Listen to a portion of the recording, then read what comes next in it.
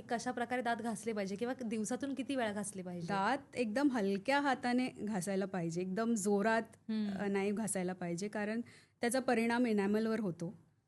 तर एनॅमलवर जास्त hard ब्रिसल्सने brush केलं तर एनॅमलवर स्क्रॅचेस येतात, तर that is not good. So एकदम हलक्या हाताने गोल गोल फिरवत, नाहीतर वरून खाली.